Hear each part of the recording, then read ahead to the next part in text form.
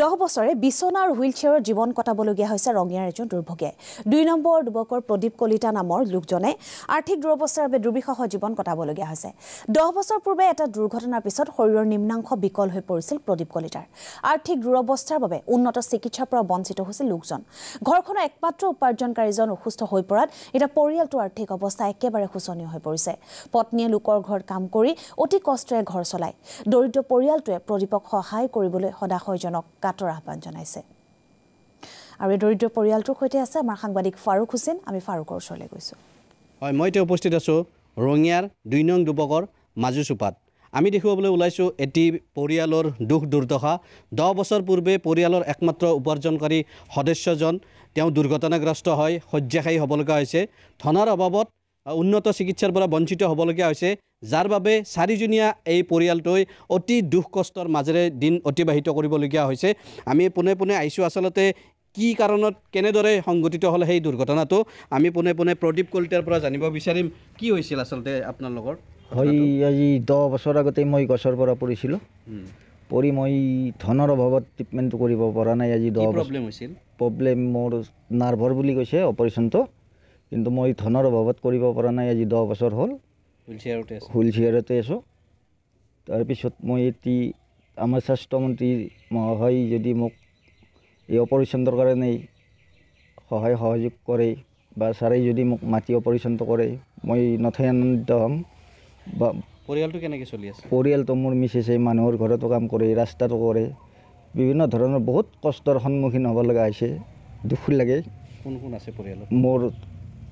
ল'ৰা আছে নৱদীপ এতিয়া 12 বছৰ চলি আছে ক্লাছ 7ত পঢ়ে আৰু দেউতা মোৰ 95 হৈছে চলা মিলা খুব কষ্ট হৈছে মিছেছে ঘৰখন এৰিও যাব নোৱাৰে চৰকাৰী কিবা সাহায্য পাইছে চৰকাৰী সাহায্য মই এনেই ফিজিকেল ভেণ্ডিকেপ একো পোৱা নাই এই বিজেপি চৰকাৰ হোৱাৰ পৰা এটা 300 টকা মাত্ৰ পাও কিহৰ পইচা কিন্তু মই নাজানো এনে অৰুণোদয় পাইছো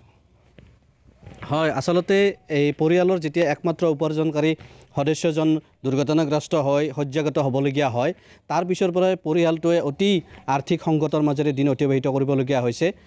পত্নী আছে তেওঁ মাজে সময়ে লোকৰ ঘৰত কাম কৰে বা কেতিয়াবা হাজিৰা কাম কৰে তেওঁৰ পৰা জানিব বিচাৰিম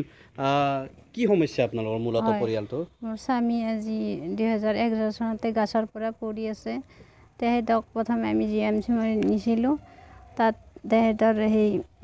ট্ৰিটমেণ্ট কৰি ব্লাড জমা হৈছিল বুকত সেইগিলা উলাই দিলে তাৰপিছত অলপ ঘা হ'ল ডক্টৰে ক'লে তোমালোকে ঘৰলৈ লৈ যোৱা তাৰপিছত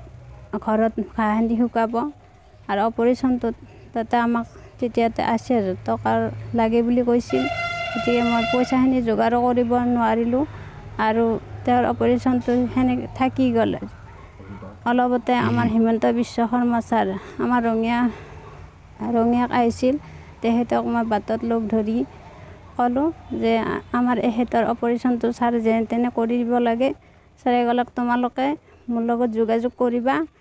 গতিকে মই যোগাযোগ কৰিব পাৰিছিল যোগাযোগ কৰিব পৰা নাই কি বিচাৰে এতিয়া আপোনালোকে গতিকে মই আজি এই চেনেলৰ জৰিয়তে তেহেতক কওঁ যে মোৰ স্বামীৰ অপাৰেশ্যনটো কৰি ভাল কৰি দিয়ে যেন গতিকে আমাৰ পৰিয়ালটো চলাত বহুত অসুবিধা হৈছে গতিকে মই লোকৰ ঘৰত কাম কৰি পেলাই ঘৰখন চলাই আছোঁ কেনেকুৱা অসুবিধা আৰ্থিক মানে বহুত অসুবিধা আৰু কিবাকে মই পৰিয়ালটো চলাই আছোঁ বহুত হেৰিৰ মাজত সৰুটো আছে সৰুটো বয়া হৈছে একো কৰিব নোৱাৰে গতিকে মই স্বাস্থ্যমন্ত্ৰী ছাৰক বহুত